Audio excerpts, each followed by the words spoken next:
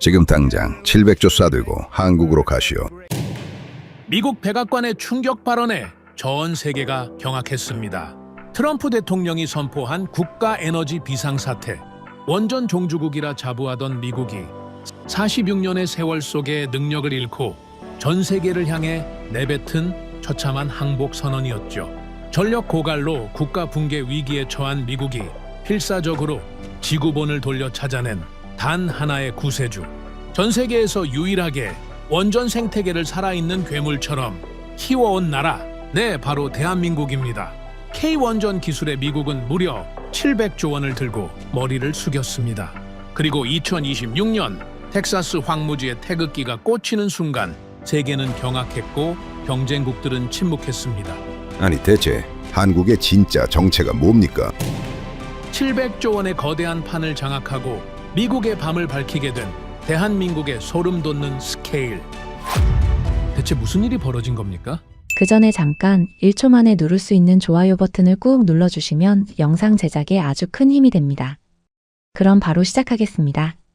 2025년 1월 백악관에서 긴급 전화가 걸려왔습니다. 저는 빅터 녹스, 35년간 미국 원전을 지켜온 엔지니어였죠. 보글 원전 현장에서 새벽까지 도면을 붙잡고 있던 밤이었습니다. 전화기 너머로 들린 건 단 한마디였습니다. 녹스, 내일 아침 워싱턴으로 와라. 에너지부 차관보의 목소리가 평소와 달랐습니다. 떨고 있었죠. 그 순간 저도 처음으로 손이 떨리기 시작했습니다. 다음 날 아침 대통령이 국가 에너지 비상사태를 선포했습니다. 세계 최강대국 미국이 전기가 모자라 나라가 멈출 수 있다고 공식적으로 인정한 겁니다. 저는 차 안에서 그 뉴스를 들었습니다. 라디오 앵커의 목소리도 흔들리고 있었죠. 이건 정치가 아니라 생존의 문제였다는 걸 저는 그 순간 깨달았습니다. 워싱턴에 도착하니 회의실에 12명이 앉아 있었습니다. 에너지부 차관, 국방부 자문관, 민간 전력회사 대표들, 그리고 저 빅터 녹스. 서로 눈을 마주치지 않더군요. 화면에 숫자 하나가 떴습니다. 향후 5년간 부족한 전력량이었습니다. 그 숫자를 보는 순간 회의실 전체가 얼어붙었죠. 아무도 말을 하지 못했습니다. 그 침묵이 답이었습니다. 미국은 스스로의 전기를 감당하지 못하는 나라가 되어 있었던 겁니다. 에너지부 차관이 먼저 입을 열었습니다. 현재 미국 전역에서 승인 대기 중인 데이터 센터만 200곳이 넘습니다. 이 시설들이 가동되면 필요한 전력은 원전 30기 분량입니다. 국방부 자문관이 테이블을 손가락으로 두드리며 물었죠. 원전 30기를 언제까지 지을 수 있습니까? 아무도 대답하지 못했습니다. 왜냐하면 우리 모두 답을 알고 있었거든요. 지을 수 없다는 걸요. 여러분, 이게 어떤 상황인지 아시겠습니까? 인공지능, 반도체, 전기차, 이 모든 산업이 정의 위에서 돌아갑니다. 전기가 없으면 데이터 센터가 꺼지고, 데이터 센터가 꺼지면 인공지능이 멈추고, 인공지능이 멈추면 미국의 기술 패권 자체가 무너지는 겁니다. 그런데 그 전기를 만들 원전을 지을 능력이 없다는 겁니다. 세계 최초로 원자력 발전에 성공한 나라가요. 저는 이 상황이 왜 벌어졌는지 누구보다 잘 알고 있었습니다.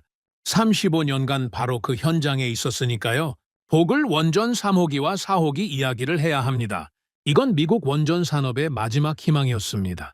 46년 만에 처음으로 짓는 신규 원전이었죠.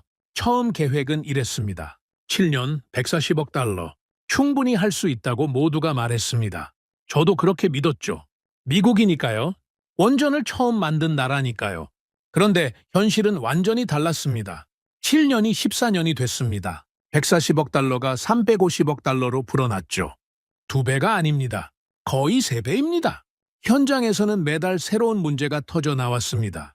콘크리트 타설 불량, 배관 설계 오류, 인력 부족으로 인한 공정 지연.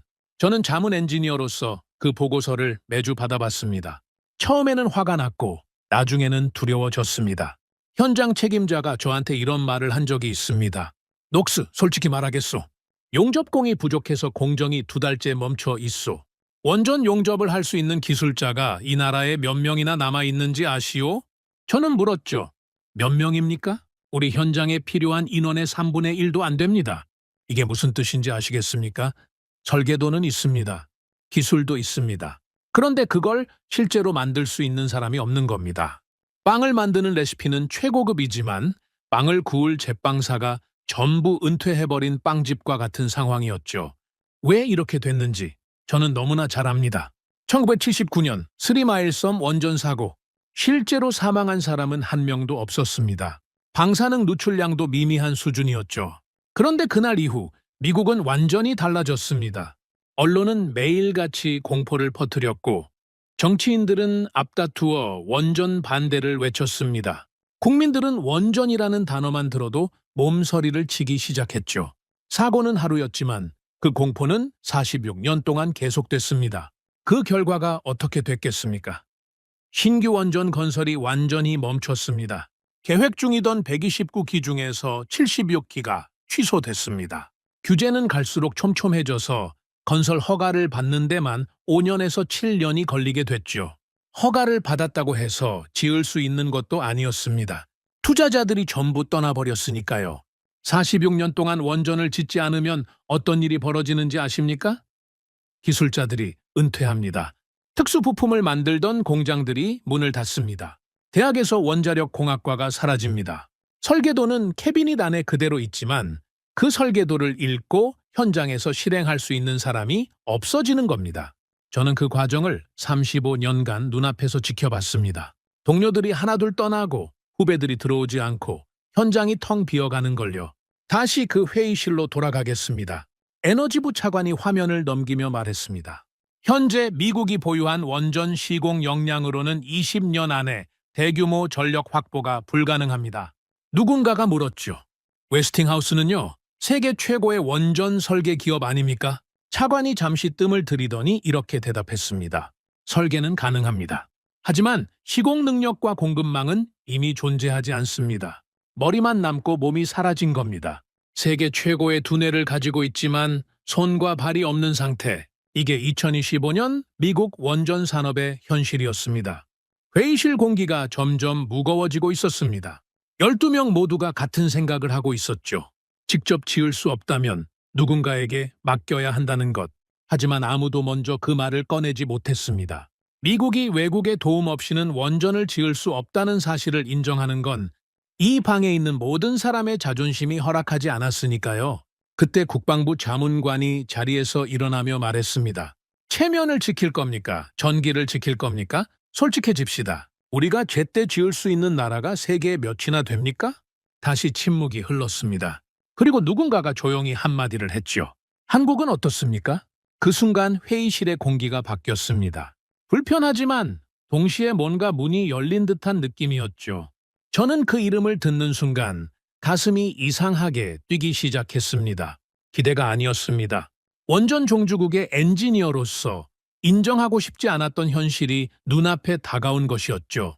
한국, 과연 그 나라가 답이 될 수 있는 걸까? 저는 그날 밤 사무실에 돌아와 한국의 원전 기록을 검색하기 시작했습니다. 그리고 화면에 뜬 숫자들을 보는 순간 저는 의자에서 일어설 수가 없었습니다.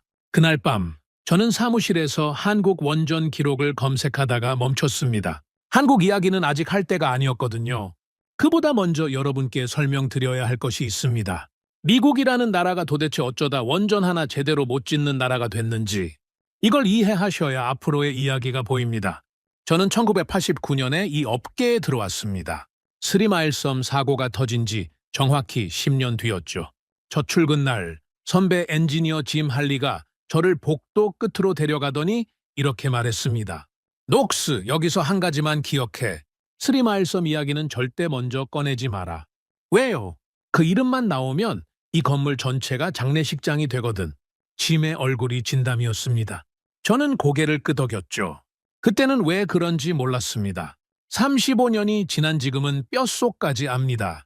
1979년 3월 28일 펜실베이니아주 스리마일섬 원자력 발전소 2호기에서 노심 용융이 발생했습니다. 쉽게 말하면 원자로의 심장이 녹아내린 겁니다. 그런데 여기서 중요한 사실을 말씀드리겠습니다. 이 사고로 사망한 사람은 단 한 명도 없었습니다. 방사능 누출량도 흉부 엑스레이 한 번 찍는 수준이었죠. 기술적으로 보면 심각한 사고였지만 인명피해 측면에서는 통제된 상황이었습니다. 그런데 문제는 기술이 아니었습니다. 공포였습니다. 당시 미국 언론을 한번 상상해 보십시오. 모든 뉴스 채널이 24시간 원전 사고를 보도했습니다. 헬리콥터가 원전 위를 빙빙 돌면서 항공 촬영을 했고 앵커들은 매 시간 방사능 유출 가능성이라는 말을 반복했죠. 주민 20만 명이 대피했습니다. 아이를 안고 뛰어나오는 어머니들, 짐을 싣고 도로를 가득 메운 차량 행렬. 그 장면이 미국인들의 머릿속에 박혀버린 겁니다. 사고는 하루였지만 공포는 46년이 됐습니다. 정치인들은 그 공포를 읽었습니다. 원전에 찬성하면 표를 잃는 시대가 온 거죠. 여당이든 야당이든 상관없었습니다. 원전은 곧 위험이라는 공식이 국민의식에 새겨졌고 어떤 정치인도 그 공식에 반기를 들 수 없었습니다. 결과가 어떻게 됐겠습니까? 당시 미국에서 계획 중이거나 건설 중이던 원전이 129기였습니다. 그중 76기가 취소됐습니다. 절반이 넘는 숫자죠. 착공 직전에 취소된 것도 있었고 절반까지 지어놓고 중단된 것도 있었습니다. 그 현장에 있던 기술자들은 어떤 심정이었겠습니까? 그리고 규제가 시작됐습니다. 이건 이해를 좀 하셔야 합니다. 원전 규제 자체는 필요한 겁니다. 안전은 타협의 대상이 아니니까요. 문제는 규제가 안전을 위한 것이 아니라 건설 자체를 막는 방향으로 진화했다는 겁니다. 저와 20년 넘게 함께 일한 동료가 있었습니다. 톰 브래들리, 규제 문서 전문가였죠. 어느 날 저녁, 톰이 책상 위에 서류 두 뭉치를 나란히 올려놓더니 저를 불렀습니다. 빅터, 이리 와서 이것 좀 봐. 뭔데? 왼쪽이 20년 전에 내가 작성한 허가 신청서야. 3,000쪽이지. 그러면 오른쪽은? 작년에 제출한 거야. 15,000쪽. 저는 두 뭉치의 높이 차이를 보면서 웃음이 나올 뻔했습니다. 톰은 웃지 않았죠. 5배야, 빅터. 서류가 5배가 됐어. 그런데 원전이 5배 더 안전해졌냐고? 아니지. 그래, 서류만 5배 늘어난 거야. 안전은 현장에서 만드는 건데 우리는 사무실에서 종이를 만들고 있는 거라고. 톰은 그렇게 말하고 씁쓸하게 웃었습니다. 그 웃음이 아직도 잊히질 않아요. 미국 원자력 규제위원회 NRC의 허가를 받지 않으면 원전 건설은 시작조차 할 수 없습니다. 스리마일섬 이전에는 허가에 2년이면 충분했는데 사고 이후에는 5년이 됐고 나중에는 7년까지 늘어났습니다. 7년입니다. 허가만 받는데 7년이요. 그것도 허가가 나온다는 보장이 없죠. 허가를 받았다고 끝이 아닙니다. 환경영향평가, 주정부 승인, 지역주민공청회, 법적 소송 대응. 이 모든 절차를 통과해야 했습니다. 한 단계에서 이의가 제기되면 전체 일정이 올스톱이죠. 반핵단체들은 이 구조를 정확히 알고 있었고 매 단계마다 어김없이 소송을 걸었습니다. 합법적인 방법으로 건설을 원천 봉쇄한 겁니다. 그러니 민간 투자자들이 어떻게 하겠습니까? 허가에 7년, 건설에 10년, 총 17년. 그 사이에 정권이 바뀌고 규제가 바뀌고 여론이 뒤집힙니다. 수조 원을 투자해놓고 중간에 멈출 수도 있다는 뜻이죠. 하나둘 떠나기 시작하더니 결국 아무도 남지 않았습니다. 46년입니다. 46년 동안 미국에서 신규 원전이 단 한 기도 완공되지 못했습니다. 한 세대가 지나고도 남는 시간이죠. 그 세월 동안 원전 산업에서는 돌이킬 수 없는 일들이 벌어졌습니다. 먼저 사람이 사라졌습니다. 저와 함께 복을 원전 현장에서 일했던 현장 책임자 마이크 세비지가 한 말을 평생 잊지 못합니다. 어느 날 마이크가 저한테 전화를 걸어왔습니다. 목소리가 지쳐 있었죠. 녹스, 큰일 났어. 무슨 일인데? 용접공이 모자라서 공정이 2달째 멈춰 있어. 2달이나? 충원은 안 되는 거야? 충원을 하려면 자격증 있는 원전 용접공이 있어야 할 거 아냐? 이 나라에 그런 사람이 몇 명이나 남아있는 줄 알아? 저는 물었습니다. 몇 명인데? 마이크가 한숨을 쉬더니 이렇게 말했죠. 우리 현장에 필요한 인원의 3분의 1도 안 돼, 빅터. 3분의 1. 잠시 전화기 너머로 침묵이 흘렀습니다. 그리고 마이크가 덧붙였죠. 이 친구들 탓이 아니야. 배울 기회가 없었던 거야. 우리가 40년 동안 아무것도 안 지었잖아. 이게 무슨 상황인지 아시겠습니까? 설계도는 있습니다. 기술도 있습니다. 그런데 그걸 실제로 만들 수 있는 사람이 없는 겁니다. 빵을 만드는 레시피는 세계 최고인데 그 레시피대로 빵을 구울 제빵사가 전부 은퇴해버린 빵집. 그게 미국이었습니다. 제가 복을 현장에서 직접 겪은 일을 하나 더 말씀드리죠.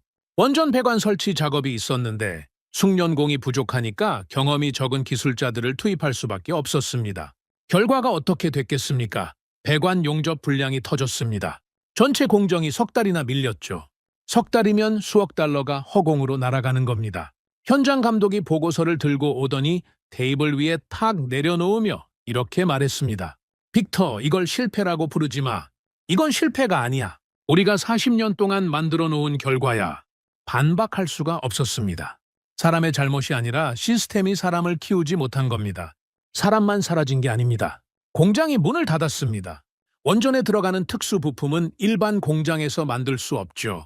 초고압 배관, 특수 합금 용기, 정밀 계측 장비, 이런 것들을 만들던 전문 업체들이 수요가 없어지니까 하나둘 폐업한 겁니다.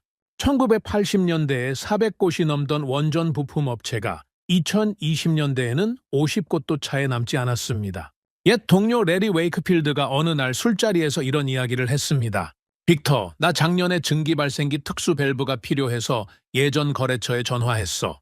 그래서 번호가 끊겨 있더라고. 다른 데는 내 군대를 더 찾았어. 두 곳은 폐업했고 한 곳은 자동차 부품으로 업종을 전환했고 나머지 한 곳은 사장이 은퇴했대. 레리가 맥주잔을 내려놓으며 말했죠. 결국 프랑스 업체한테 발주했어. 미국 원전 부품을 프랑스에서 사오는 거야. 이게 말이 돼? 대학은 더 심각했습니다. 원자력 공학과가 사라지기 시작한 겁니다. 학생들이 지원하지 않으니 학과가 축소되고 축소되다 못해 폐과됐죠. 1980년대에 80개가 넘던 원자력 관련 학과가 2020년대에는 30개 수준으로 줄었습니다.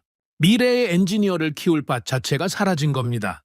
이 모든 걸 한마디로 정리하면 이겁니다. 미국은 설계도를 가지고 있었지만 그걸 현실로 만들 수 있는 손과 발을 완전히 잃어버렸습니다. 그러면 웨스팅하우스는 어떻겠습니까? 세계 최고의 원전 설계 기업이자 미국 원전 기술의 상징이죠. 저도 웨스팅하우스와 수없이 일했고 그 기술력에 대한 존경은 지금도 변함없습니다. 하지만 현실을 말씀드려야 합니다. 웨스팅하우스의 한 간부와 저녁을 먹은 적이 있습니다. 식사가 끝날 무렵 그 사람이 와인잔을 내려놓더니 조용히 말했죠. 빅터, 우리는 세계에서 가장 완벽한 원전 도면을 그릴 수 있어. 자신 있게 말할 수 있지. 알고 있네. 그런데 말이야, 그 도면대로 지을 수 있는 현장이 미국에 남아 있느냐고 묻는다면 그는 거기서 말을 끊었습니다. 5초쯤 침묵이 흘렀을 겁니다. 나는 솔직히 자신이 없네. 그 사람의 표정을 저는 잊을 수가 없습니다. 자존심과 체념이 동시에 묻어나는 얼굴이었죠. 세계 최고의 두뇌를 가졌지만 손과 발이 없는 상태. 머리만 남고 몸이 사라진 겁니다. 이게 2025년 미국 원전 산업의 민낯이었습니다. 규제는 안전을 지키려 했지만 결과적으로 산업을 죽였습니다. 공포가 정책을 지배했고 정책이 현장을 질식시켰고 현장이 죽으니 사람과 기술이 함께 사라졌습니다. 이건 한두 사람의 잘못이 아닙니다. 46년간 온 나라가 함께 만들어낸 구조적 붕괴였습니다. 저는 그날 회의실에서 돌아와 책상 앞에 오래 앉아 있었습니다. 짐 할리가 첫날 저한테 했던 말이 떠올랐죠. 3마일섬 이야기는 꺼내지 마라. 이제야 그 말의 무게를 알겠더군요. 그건 금기가 아니었습니다. 애도였습니다. 이 산업 전체가 그날 이후로 장례식장이었던 겁니다. 그리고 저는 다시 컴퓨터 앞에 앉았습니다. 회의실에서 누군가가 조용히 꺼낸 그 이름. 한국. 솔직히 말씀드리겠습니다. 저는 한국을 잘 몰랐습니다. 원전을 꽤 잘 짓는 나라라는 정도는 알고 있었죠. 하지만 그건 잘하는 하청국 정도의 인식이었습니다. 미국이 한국한테 도움을 요청해야 할 상황이 올 거라고는 단 한 번도 상상한 적이 없었습니다. 반신반의하며 검색을 시작했습니다.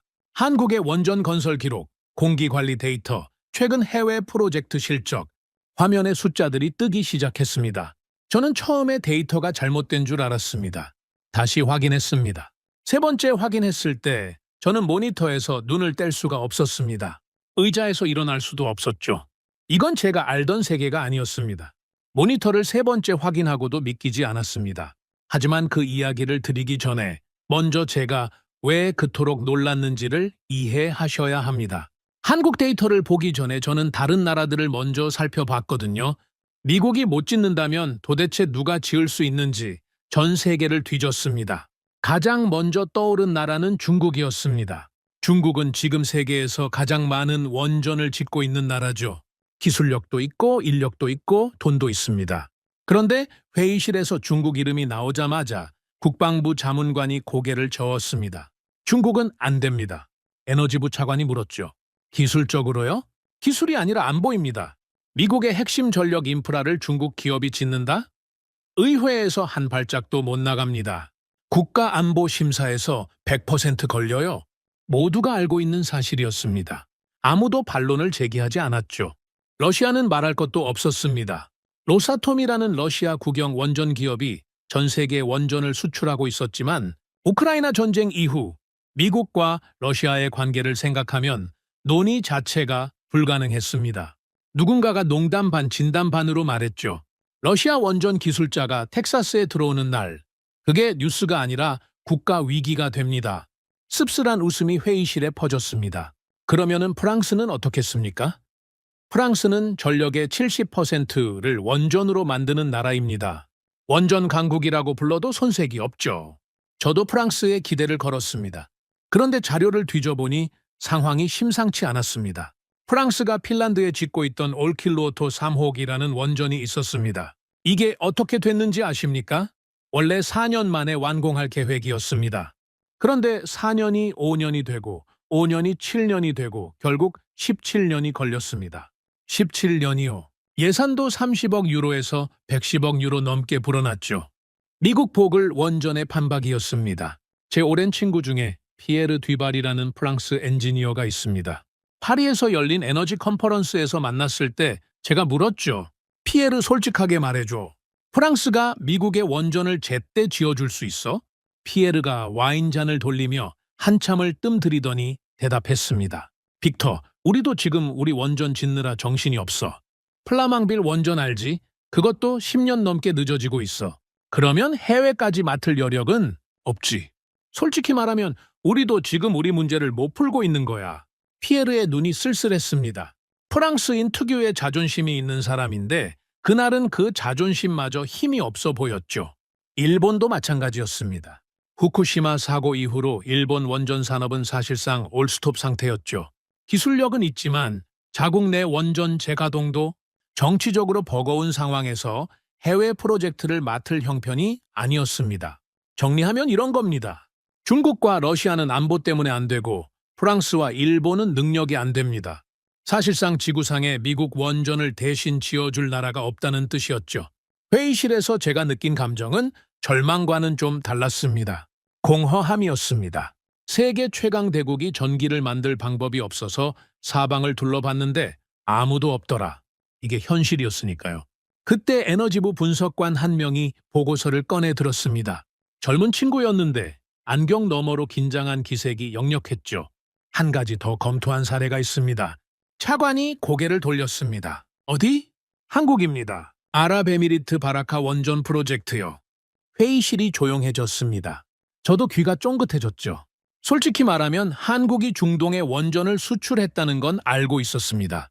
하지만 세부 내용까지는 관심을 두지 않았거든요. 한국은 제 머릿속에서 괜찮은 하청국 정도의 위치였으니까요. 냉정하게 들리시겠지만 그게 당시 미국 원전 업계의 솔직한 인식이었습니다. 그 분석관이 화면에 바라카 원전 데이터를 띄우기 시작했습니다. 바라카 원전은 총 4기로 구성되어 있습니다.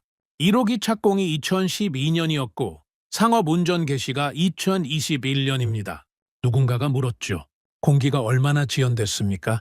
분석관이 대답했습니다. 약간의 일정 조정은 있었지만 실질적으로 당초 계획에 근접하게 완공됐습니다. 그 순간 회의실 분위기가 바뀌었습니다.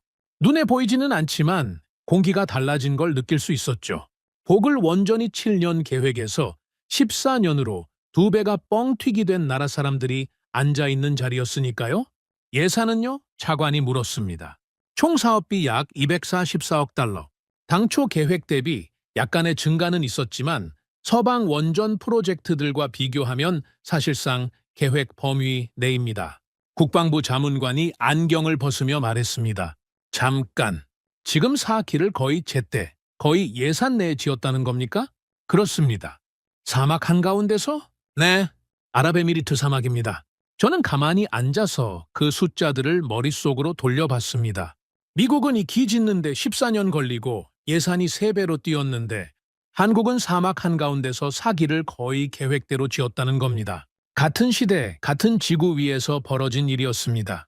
저는 그날 밤 사무실로 돌아와 한국 원전 데이터를 본격적으로 파기 시작했습니다. 파면 팔수록 놀라운 것들이 나왔죠.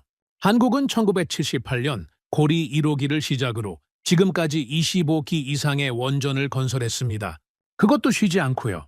미국이 스리마일섬 이후로 46년 동안 한 기도 못 짓는 사이에 한국은 계속 지었습니다.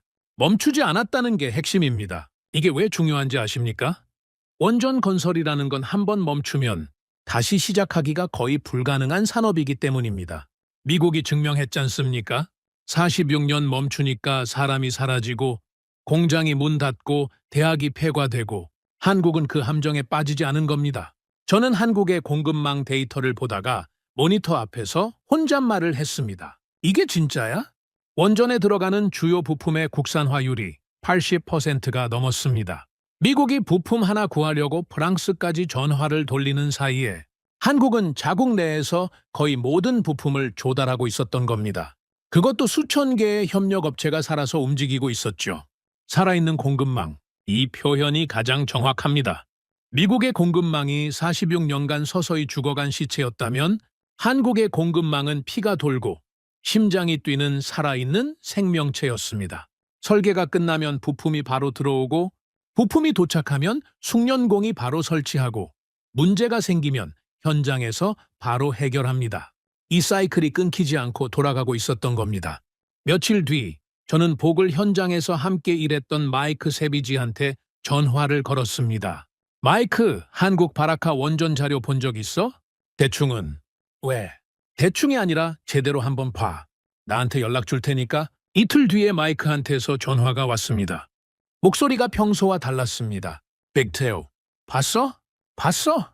잠시 침묵이 흘렀습니다. 이거 실화야? 숫자가 맞는 거야? 나도 3번 확인했어. 마야. 마이크가 깊은 한숨을 내쉬었습니다. 우리가 보글에서 삽질하고 있을 때 이 사람들은 사막에서 사기를 지었다는 거잖아. 그래. 그것도 제때. 그래. 다시 침묵이 흘렀죠. 마이크가 천천히 말했습니다. 빅터, 나 이 업계에서 30년을 일했는데 이런 기분은 처음이야.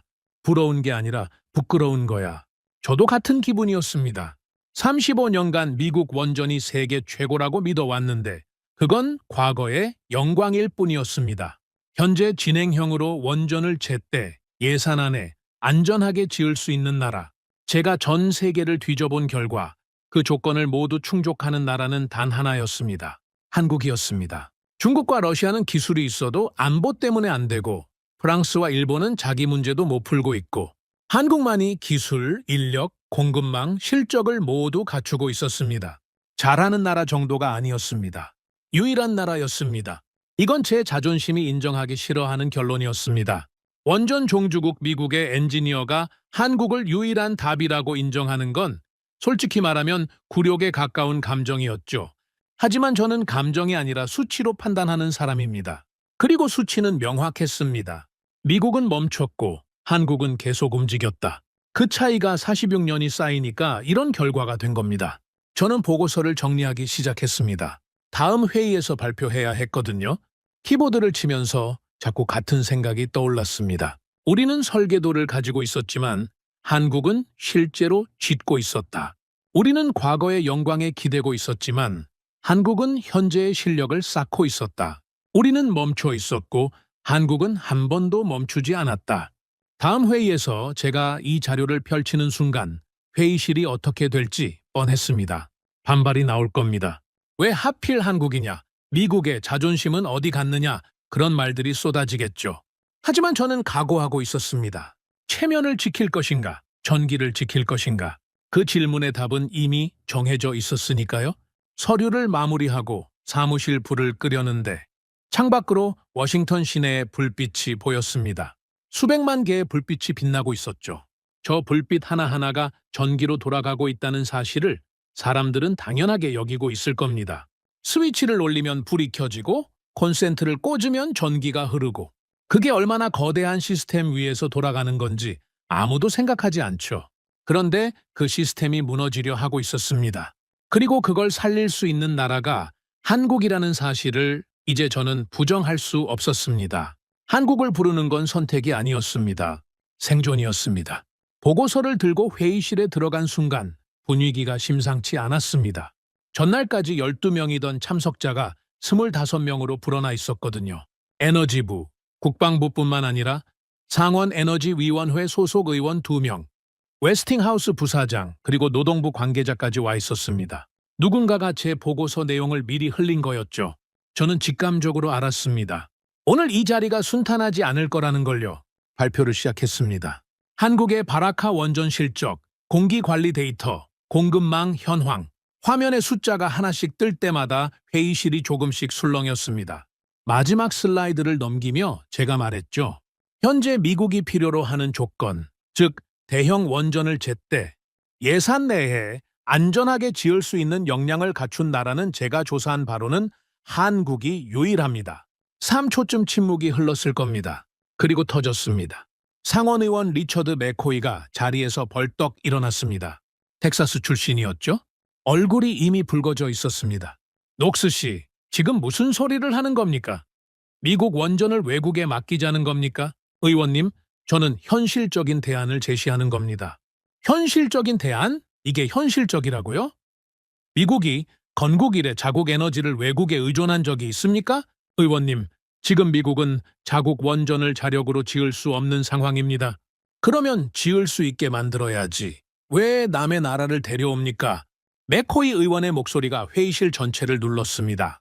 주먹으로 테이블을 내리치더군요. 그 소리에 몇몇이 움찔했죠. 저는 가만히 서서 그를 바라봤습니다. 화가 난 게 아니라는 걸 알았거든요. 두려운 거였습니다. 미국이 혼자 힘으로 해결할 수 없다는 사실이 두려운 거였죠. 그때 옆에 앉아있던 또 다른 의원, 캐롤라이나 출신의 제닛 파월이 손을 들었습니다. 녹스 씨, 한 가지만 묻겠습니다. 이 내용이 언론에 나가면 어떻게 됩니까? 어떤 의미에서 말씀하시는 겁니까? 미국이 한국한테 원전 건설을 부탁한다. 이 헤드라인이 나가면 국민들이 어떻게 받아들일 것 같습니까? 저는 잠시 숨을 고르고 대답했습니다. 의원님, 저는 헤드라인을 관리하는 사람이 아닙니다. 전력을 관리하는 사람이죠. 그리고 지금 이 나라의 전력이 위험합니다. 파월 의원이 입술을 꽉 다물었습니다. 반박하고 싶었지만 수치 앞에서 할 말이 없었던 거죠. 하지만 정치인들의 반발은 시작에 불과했습니다. 진짜 문제는 다른 데서 터졌습니다. 회의가 끝나고 이틀 뒤 미국 건설노조 텍사스 지부에서 공식 성명이 나왔습니다. 핵심 내용은 이거였죠.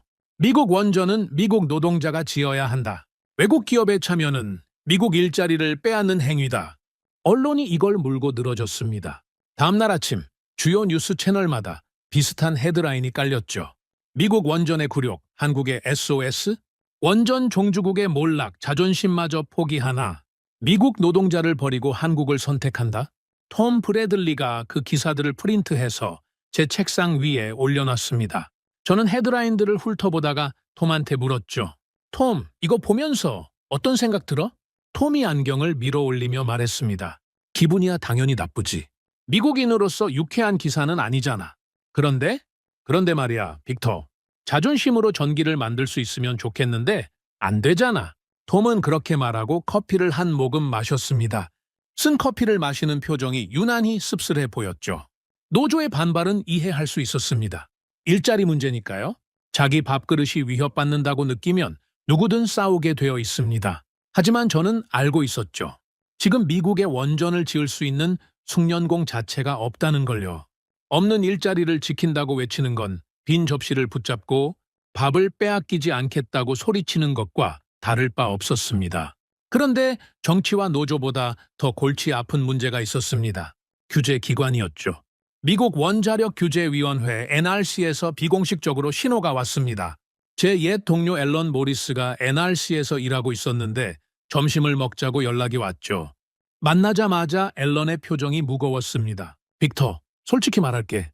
말해. NRC 안에서 한국 건 상당히 부정적이야. 왜? 기술적 문제가 있어? 아니, 기술적으로는 문제가 없어. 한국 원전 인증은 이미 상당 부분 진행돼 있고. 그러면 뭐가 문제야? 앨런이 포크를 내려놓고 저를 똑바로 쳐다봤습니다. 전례가 없다는 거야. 외국 기업이 미국 본토에서 대형 원전 건설의 핵심 역할을 맡은 적이 한 번도 없어. NRC 입장에서는 새로운 허가 체계를 만들어야 하는데 그걸 누가 책임지겠어? 시간이 얼마나 걸릴 것 같은데? 앨런이 고개를 저었습니다. 빨라야 2년, 느리면 5년. 5년? 지금 우리한테 5년이 어딨어? 나도 알아, 빅터. 하지만 NRC는 속도가 아니라 절차를 우선시하는 곳이야. 너도 잘 알잖아. 알고 있었죠. 너무나 잘 알고 있었습니다. 전례가 없다는 말이 NRC에서 나오면 그건 사실상 하지 않겠다는 뜻이거든요. 새로운 걸 승인하면 책임이 생기고, 책임이 생기면 리스크가 생기고, 리스크가 생기면 자리가 위태로워집니다.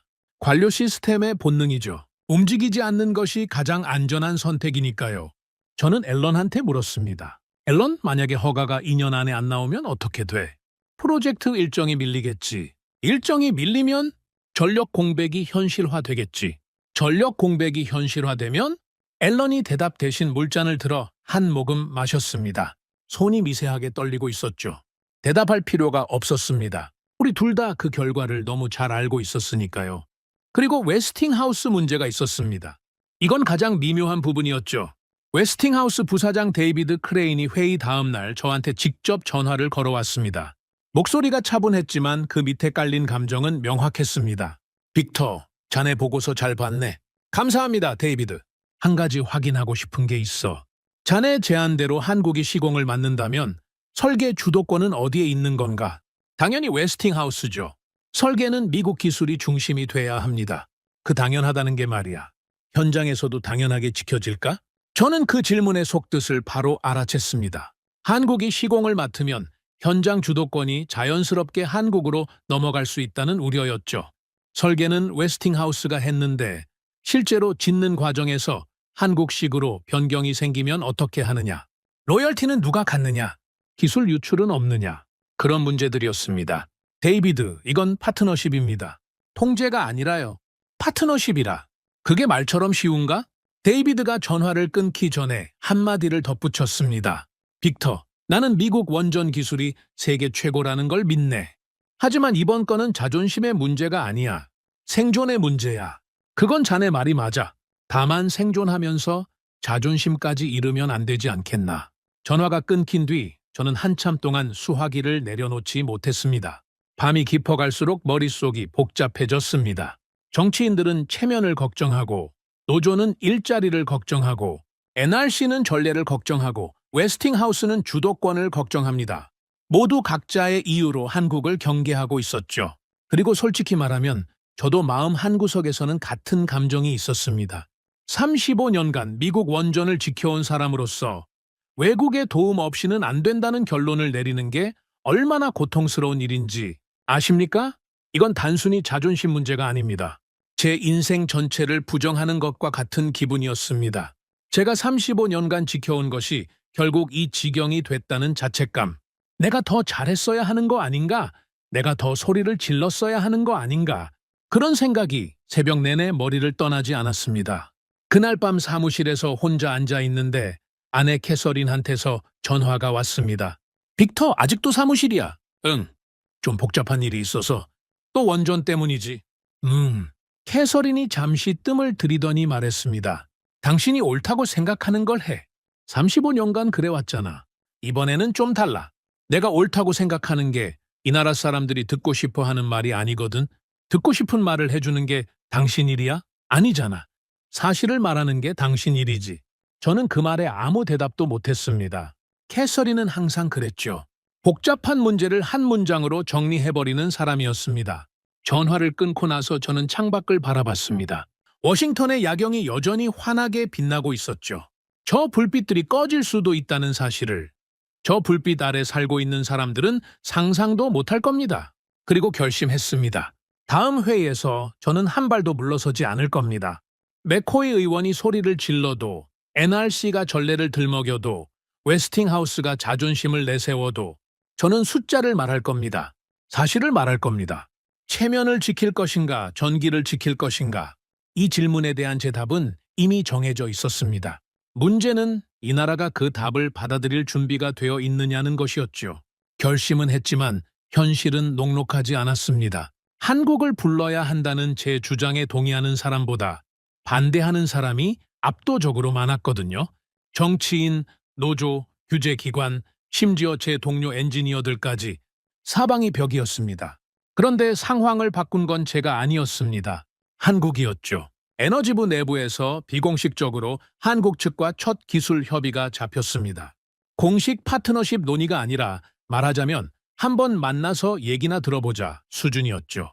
솔직히 말하면 반신반의가 아니라 구할반의 일할 기다의 정도였습니다. 회의실에 모인 미국 측 엔지니어 8명 중에서 한국에 호의적이었던 사람은 저 포함 2명뿐이었으니까요. 마이크 세비지가 그날 아침 회의실에 들어오면서 저한테 귓속말을 했습니다. 빅터, 나 솔직히 기대 안 해. 프랑스 팀이 왔을 때도 프레젠테이션은 끝내주더라고. 화려한 슬라이드에 멋진 그래프. 그런데 현장에서는 완전 딴판이었잖아? 일단 들어보자, 마이크. 들어는 보지. 근데 또 다른 약속이겠지, 뭐. 마이크가 팔짱을 끼고 의자에 기대 앉았습니다. 전형적인 증명해봐라 자세였죠. 한국 팀이 들어왔습니다. 5명이었습니다. 저는 그 순간을 아직도 선명하게 기억합니다. 왜냐하면 첫인상부터 예상과 달랐거든요. 보통 이런 자리에 오면 양복을 빳빳하게 차려입고 악수를 하면서 명함부터 돌리고 상대방을 추켜 쓰는 인사말로 시작하지 않습니까? 한국팀은 달랐습니다. 리더로 보이는 사람이 가볍게 목례를 하더니 곧바로 노트북을 열었습니다. 인사말이 30초도 안 됐죠. 그리고 화면에 뜬 건 화려한 프레젠테이션 슬라이드가 아니었습니다. 엑셀표였습니다. 빽빽한 숫자가 채워진 공정관리표. 바라카 원전 1호기부터 4호기까지의 실제 공정 데이터입니다. 통역을 거치긴 했지만 그 사람의 말투에서 느껴지는 건 자신감이 아니었습니다. 담담함이었죠.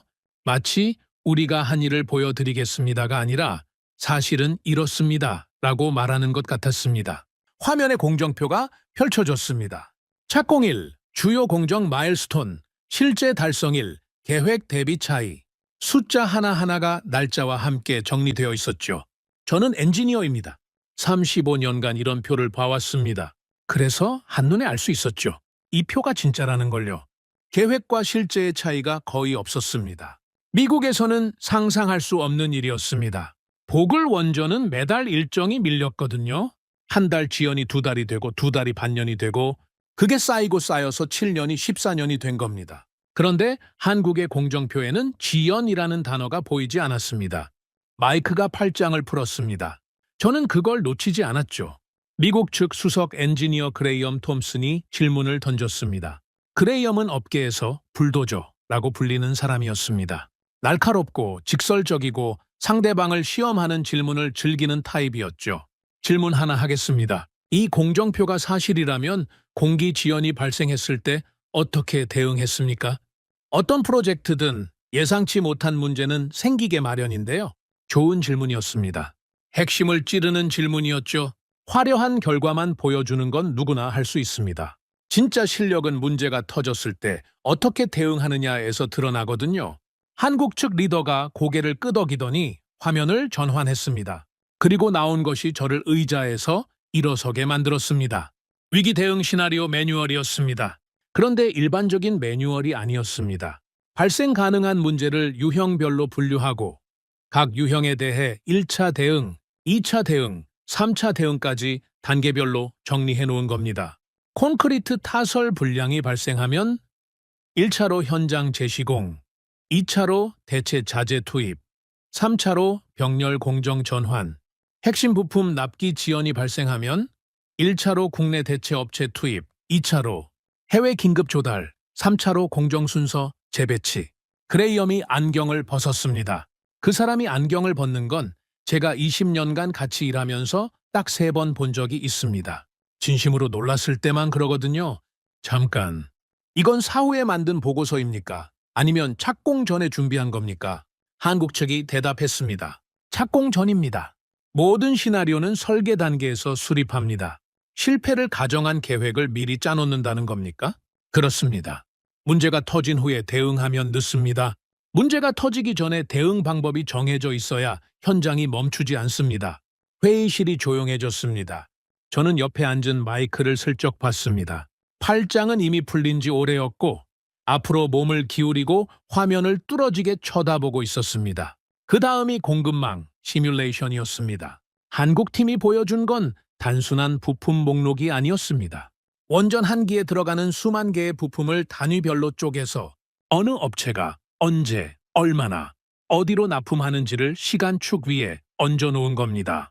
그리고 각 부품마다 대체 공급 루트가 표시되어 있었죠. 제가 물었습니다. 이 대체 루트는 실제로 작동한 적이 있습니까? 바라카 3호기 건설 중에 증기 발생기 핵심 부품 납기가 2주 지연된 적이 있습니다. 대체 루트를 통해 3일 만에 부품을 확보했고 전체 공정에는 영향이 없었습니다. 3일이요? 네? 저는 레리 웨이크필드가 했던 말이 떠올랐습니다. 미국에서 증기 발생기 특수 밸브 하나 구하려고 5군데 전화했는데 2곳은 폐업, 한 곳은 업종 전환, 한 곳은 사장 은퇴. 결국 프랑스에서 사왔다던 이야기요. 한국은 3일 만에 해결했다는 겁니다. 같은 산업, 같은 부품인데 이렇게까지 차이가 날 수 있다는 게 믿기지 않았습니다. 회의가 2시간을 넘기고 있었습니다. 한국팀은 질문이 나올 때마다 숫자로 대답했습니다. 감정도 없고 과장도 없고 변명도 없었죠. 우리가 최고입니다 라는 말은 단 한 번도 하지 않았습니다. 대신 데이터를 보시겠습니까? 라는 말을 반복했죠. 회의가 끝나고 복도로 나왔을 때 마이크가 저한테 다가왔습니다. 표정이 아까와 완전히 달랐습니다. 빅티오. 어때? 마이크가 잠시 천장을 올려다보더니 말했습니다. 나 30년 동안 이 업계에 있었잖아. 프랑스 팀도 만나봤고, 일본 팀도 만나봤고, 캐나다 팀도 만나봤어. 그래서 다들 잘한다고 말은 했어. 프레젠테이션은 다 화려하더라고. 그런데 한국은 달라. 이 사람들은 말을 줄이고 숫자를 꺼냈어. 그게 뭘 의미하는 것 같아? 마이크가 저를 똑바로 쳐다보며 말했습니다. 실제로 해본 사람들이라는 뜻이지. 해본 적 없는 사람은 말이 많아. 해본 사람은 숫자가 많고. 그레이엄 톰슨도 복도에서 저를 불러 세웠습니다. 아까 회의실에서 날카로운 질문을 던졌던 그 불도저가요. 넉스, 그레이엄, 어떻게 생각해? 그레이엄이 양복 주머니에 손을 넣으며 천천히 말했습니다. 내가 질문을 12개 준비해 갔어. 보통 상대방이 3번째 질문에서 말이 꼬이기 시작하거든. 6번째쯤 가면 변명이 나오고. 한국 팀은 12개 전부 숫자로 대답했어. 한 번도 말이 꼬이지 않았고. 변명은커녕 모르는 건 모른다고 했어. 그리고 모르는 게 딱 하나였어. 뭐였는데? 미국 NRC 허가 절차가 얼마나 걸릴 것 같으냐는 질문. 그건 자기네가 결정할 문제가 아니라서 답하지 않겠다고 하더라고. 그레이엄이 희미하게 웃었습니다. 이 사람이 웃는 것도 제가 20년간 몇 번 못 본 장면이었죠? 빅터, 나는 지금까지 저 사람들을 과소평가하고 있었어. 이건 인정해야겠더라. 그날 저녁, 저는 사무실에서 회의 녹취록을 다시 들었습니다. 한국팀이 했던 말 중에 하나가 계속 귀에 맴돌았죠. 그레이엄이 공기 지연 없이 원전을 짓는 비결이 뭐냐고 물었을 때 한국 측 리더가 한 대답이었습니다. 비결은 없습니다. 멈추지 않은 것이 전부입니다. 우리는 지난 45년간 원전 건설을 한 번도 중단한 적이 없습니다. 한 기를 완공하면 다음 기를 착공했고 그 과정에서 사람이 경험을 쌓고 공급망이 단련되고 시스템이 성숙한 겁니다. 특별한 비결이 아닙니다. 그냥 계속한 겁니다. 멈추지 않은 것이 전부다. 이 말이 저를 관통했습니다. 미국은 46년간 멈춰 있었습니다. 그 사이에 사람이 사라지고 공장이 문 닫고 대학이 폐과됐죠. 한국은 같은 시간 동안 계속 지었습니다. 그 차이가 쌓이고 쌓여서 오늘 이 회의실의 풍경을 만든 겁니다. 원전 종주국의 엔지니어들이 한국의 데이터 앞에서 침묵하는 풍경을요. 톰 브래들리한테 전화를 걸었습니다. 톰, 오늘 회의 어떻게 들었어? 톰이 평소답지 않게 진지한 목소리로 말했습니다. 빅터, 나 하나만 물어볼게. 뭔데? 한국 사람들 있잖아. 그 사람들 우리한테 한 번이라도 자기네가 잘한다고 말했어? 아니, 한 번도. 그렇지, 한 번도 안 했어. 그냥 숫자만 보여줬지. 그게 제일 무서운 거야. 왜? 진짜 실력이 있는 사람은 자기 입으로 잘한다고 말할 필요가 없거든. 숫자가 대신 말해주니까 전화를 끊고 저는 오래 생각했습니다. 한국은 우리에게 아무것도 약속하지 않았습니다. 화려한 미래를 그려주지도 않았고 자기네가 최고라고 자랑하지도 않았죠. 그냥 자기들이 해온 일을 숫자로 보여줬을 뿐입니다. 그런데 그게 우리가 받은 어떤 프레젠테이션보다 강력했습니다. 우리는 설명했고 한국은 실행했다. 우리는 계획을 말했고 한국은 결과를 보여줬다. 그 차이가 회의실의 공기를 바꿔놓은 겁니다. 하지만 회의실의 공기가 바뀌었다고 해서 문제가 해결된 건 아니었습니다. 엔지니어들은 설득됐지만 정치판은 여전히 요지부동이었죠. 상원에서는 여전히 반대 목소리가 높았고 노조는 성명서를 연이어 내고 있었고 NRC는 검토 중이라는 답변만 반복했습니다. 그리고 무엇보다 시간이 없었습니다. 데이터 센터 착공 일정은 다가오고 있었고 전력 수급 시나리오는 날이 갈수록 빨간색으로 물들고 있었습니다. 한국의 실력은 확인됐지만 그 실력을 현실에 투입하려면 정치, 안보 규제라는 세 겹의 벽을 동시에 넘어야 했습니다. 저는 그날 밤 책상 서랍에서 오래된 사진 한 장을 꺼냈습니다. 30년 전 제가 처음 원전 현장에 섰을 때 찍은 사진이었죠. 젊고 자신감 넘치는 얼굴의 빅터 녹스가 거기 있었습니다. 그때 저는 미국 원전이 영원할 거라고 믿었습니다. 사진을 내려놓고 모니터를 봤습니다. 한국의 공정 데이터가 아직 화면에 떠 있었죠. 멈추지 않은 나라의 기록이었습니다. 저는 중얼거렸습니다. 이번엔 다를 수 있을까? 답은 아직 없었습니다. 하지만 한 가지는 확실했죠. 한국이 보여준 건 희망이 아니었습니다. 증거였습니다. 그리고 증거 앞에서는 자존심도 정치도 결국 무릎을 꿇게 되어 있습니다. 문제는 그게 얼마나 빨리 일어나느냐였습니다. 시간은 우리 편이 아니었으니까요. 엔지니어들의 마음은 움직였지만 워싱턴은 꿈쩍도 하지 않았습니다. 한국팀이 보여준 데이터가 아무리 완벽해도 정치의 언어는 숫자가 아니라 여론이거든요. 그리고 여론은 여전히 차가웠습니다. 그런데 생각지도 못한 곳에서 압력이 들어왔습니다. 빅테크였죠.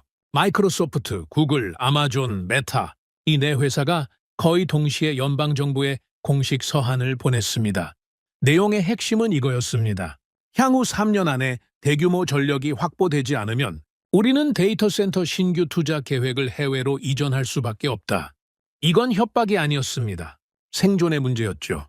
인공지능 하나를 훈련시키는데 원전 한 기가 만드는 전력이 필요한 시대가 된 겁니다. 에너지부 차관이 긴급 회의를 소집했습니다. 이번에는 분위기가 이전과 확연히 달랐죠. 빅테크가 해외로 나가겠다는 건 곧 일자리가 나가겠다는 뜻이고 일자리가 나가면 세수가 줄고 세수가 줄면 정치인들의 재선이 위태로워집니다. 자존심으로 버티던 사람들의 표정이 하나둘 굳어지기 시작했습니다. 차관이 화면에 시뮬레이션 하나를 띄웠습니다. 2028년 전력 수급 시나리오였죠. 제가 첫 회의에서 봤던 그 빨간색 지도의 업데이트 버전이었습니다. 텍사스에서 시작된 빨간색이 조지아, 버지니아, 캘리포니아까지 번져 있었습니다. 데이터 센터 벨트 전체가 전력 부족 구간으로 표시되어 있었죠. 현재 속도로는 2028년 하반기에 전력 공백이 현실화됩니다. 차관의 목소리가 평소보다 낮았습니다. 더 구체적으로 말씀드리면 피크 시간대 기준으로 텍사스 전력망이 먼저 한계에 도달하고 이후 연쇄적으로 동부 전력망에 부하가 걸립니다. 맥코이 의원이 이번에는 소리를 지르지 않았습니다. 대신 조용히 물었죠. 시간이 얼마나 남은 겁니까? 결정을 내리고 착공까지 가는데 최소 1년. 그러면 실제 전력 생산까지는 4년에서 5년입니다. 지금 결정하지 않으면 2028년에 맞출 수 없습니다. 지금이라는 게 정확히 언제입니까? 올해 아닙니다, 의원님. 회의실에 무거운 침묵이 내려앉았습니다. 더 이상 자존심을 말하는 사람은 없었죠. 시간이라는 적 앞에서는 체면도 정치도 힘을 잃는 법이니까요. 그때 국방부 자문관이 새로운 문제를 꺼냈습니다. 한 가지 짚고 넘어가야 할 게 있습니다.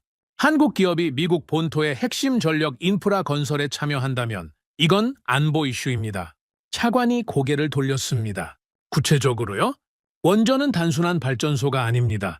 국가 핵심 인프라입니다. 외국 기업이 설계도에 접근하고 건설 과정에 깊숙이 관여한다는 건 안보 취약점이 될 수 있습니다. 한국은 동맹국 아닙니까?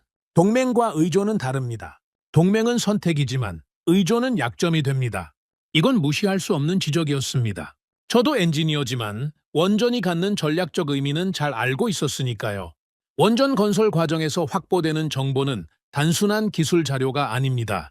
전력망 구조, 취약 지점, 비상 대응 체계까지 포함되거든요. 이 문제를 해결하려면 한국 측과 직접 이야기해야 했습니다. 그래서 에너지부 주선으로 한국 측 수석 대표와 비공식 면담이 잡혔죠. 저도 참석했습니다. 한국 측 수석 대표는 50대 중반쯤으로 보였고 현장 출신이라는 게 첫눈에 느껴졌습니다. 양복을 입고 있었지만 손이 거칠었거든요. 책상 위에서만 일해온 사람의 손이 아니었죠. 국방부 자문관이 단도직입적으로 물었습니다. 박 대표, 솔직하게 묻겠습니다. 미국 원전 건설에 참여하면서 확보되는 기술 정보와 인프라 데이터에 대한 보안을 어떻게 보장할 수 있습니까? 통역이 끝나자 박 대표가 잠시 생각하더니 천천히 입을 열었습니다. 저는 엔지니어입니다. 정치적인 답변은 못 드리고 현장의 답변을 드리겠습니다. 말씀하십시오. 한국은 미국의 원전 기술로 시작한 나라입니다. 웨스팅하우스 기술을 배워서 여기까지 왔죠. 그 은혜를 한국 원전 업계 사람 중에 모르는 사람은 없습니다. 그 말에 회의실이 살짝 동요했습니다. 은혜라는 단어를 비즈니스 자리에서 쓰는 걸 미국인들은 거의 본 적이 없으니까요. 박 대표가 이어서 말했습니다. 보안 문제는 당연히 계약서에 명문화해야 합니다. 기술 접근 범위, 정보 관리 체계, 인력 보안 검증. 이건 우리도 원하는 바입니다. 다만 한 가지만 말씀드리겠습니다. 뭡니까? 한국은 미국에서 기술을 가져가려고 오는 게 아닙니다. 미국이 잃어버린 시간을 메우러 오는 겁니다. 저는 통역을 듣는 순간 가슴이 뜨거워지는 걸 느꼈습니다. 이 사람은 지금 자존심 싸움을 하는 게 아니었습니다. 사실을 말하고 있었죠. 국방부 자문관이 표정 변화 없이 다시 물었습니다. 건설이 완료된 후 운영 단계에서 한국 측의 역할은 어떻게 됩니까? 미국이 결정하실 문제입니다. 다만 저희 경험으로 말씀드리면 바라카 원전의 경우 운영 기술 이전 프로그램을 병행했습니다. 현지 인력이 독립적으로 운영할 수 있을 때까지 함께 일하고 그 후에는 물러났습니다. 물러났다고요? 네, 완전히 물러났습니다. 지금 바라카 원전은 아랍에미리트 인력이 운영하고 있습니다. 그레이엄 톰슨이 끼어들었습니다. 박 대표, 한 가지만 더 묻겠습니다. 미국 현장에서 일하게 될 한국 인력의 규모는 어느 정도입니까? 프로젝트 규모에 따라 다르지만 핵심 시공 인력은 저희가 파견하고 일반 시공 인력은 미국 현지에서 고용하는 구조를 제안합니다. 미국 노동자도 참여한다? 당연하죠. 우리가 미국에 가는 건 미국 노동자를 대체하려는 게 아닙니다. 미국 노동자와 함께 짓는 겁니다. 다만 46년간 공백이 있었으니 현장 경험을 전수하는 기간이 필요할 뿐이죠. 맥코이 의원이 처음으로 한국 대표에게 직접 말을 걸었습니다. 박 대표, 한 가지 솔직하게 물어보겠소. 네, 의원님. 당신네 나라는 왜 이걸 하려는 겁니까? 사업이니까? 돈이 되니까? 직설적인 질문이었죠. 무례하다고 느낄 수도 있는 질문이었습니다. 통역이 끝나자 박 대표가 잠시 미국 측을 둘러봤습니다. 그리고 천천히 말했죠. 의원님, 솔직하게 답하겠습니다. 물론 사업입니다. 돈이 됩니다. 하지만 그것만은 아닙니다. 박 대표가 잠시 뜸을 들였습니다. 50년 전에 한국은 전기가 부족한 나라였습니다. 밤이 되면 온 나라가 어두웠죠. 그때 미국이 기술을 줬습니다. 우리는 그 기술로 원전을 지었고 전기를 만들었고 나라를 일으켰습니다. 회의실이 조용해졌습니다. 지금 미국이 전기가 부족합니다. 우리가 할 수 있는 일이 있습니다. 이건 장사가 아닙니다. 빚을 갚는 겁니다. 통역이 끝난 뒤 3초쯤 아무도 말을 하지 않았습니다. 맥코이 의원이 고개를 살짝 숙였죠. 그게 수긍이었는지 당혹이었는지는 모르겠습니다. 하지만 그 이후로 맥코이 의원은 더 이상 반대 발언을 하지 않았습니다. 회의가 끝나고 저는 박 대표와 복도에서 마주쳤습니다. 악수를 청하면서 제가 물었죠. 박 대표, 아까 회의에서 빚을 갚는 거라고 하셨는데 진심이었습니까? 박 대표가 웃으며 대답했습니다. 녹스 씨, 한국 사람들은 받은 은혜를 잊지 않습니다. 다만 갚는 방식이 좀 다를 뿐이죠. 어떻게요? 받았을 때보다 더 크게 갚으려고 합니다. 저는 그 말에 웃음이 나왔습니다. 자신감이 아니라 진심에서 나오는 말이었거든요. 그리고 박 대표가 한마디를 덧붙였습니다. 녹스 씨, 저는 고리 1호기 시절부터 원전 현장에서 일한 사람입니다. 제 아버지도 원전 현장 노동자였죠. 아버지가 돌아가시기 전에 저한테 이런 말을 했습니다. 무슨 말씀이셨습니까? 정호야, 우리가 이 원전을 지을 수 있게 된 건 미국 덕분이다. 언젠가 미국이 우리를 필요로 하는 날이 오면 그때 제대로 보답해라. 박 대표의 눈이 잠깐 붉어졌습니다. 아버지가 그 말씀을 하셨을 때 저는 그런 날이 올 거라고 생각하지 못했습니다. 그런데 왔습니다. 저는 아무 말도 할 수 없었습니다. 35년간 원전 업계에 있으면서 이런 대화를 나눠본 적이 없었거든요. 비즈니스 자리에서 아버지 이야기를 하는 사람, 은혜와 보답을 말하는 사람. 미국에서는 상상하기 어려운 풍경이었죠. 그런데 이상하게도 불편하지 않았습니다. 오히려 뭔가 단단한 것이 가슴 한쪽에 자리 잡는 느낌이었습니다. 사무실로 돌아와 앉아 있는데 마이크한테서 전화가 왔습니다. 빅터, 오늘 회의 들었어? 들었지. 그 한국 대표 말이야. 빚을 갚는 거라는 말. 나 그 말 듣고 좀 부끄러웠어. 왜? 우리는 자존심 때문에 도움을 못 받겠다고 버티고 있었잖아. 근데 저 사람은 도움을 주면서도 겸손하더라고. 그 차이가 좀 크게 느껴졌어. 마이크가 한숨을 내쉬었습니다. 빅터, 이제 됐어. 나도 찬성이야. 한국이랑 하자. 그날 이후로 분위기가 눈에 띄게 바뀌기 시작했습니다. 엔지니어들 사이에서 한국에 대한 신뢰가 퍼지고 정치권의 반대 목소리도 조금씩 잦아들었죠. 하지만 NRC의 벽은 여전했고 시간은 계속 흐르고 있었습니다. 저는 그날 밤 집에 돌아와 캐서린한테 오늘 있었던 일을 이야기했습니다.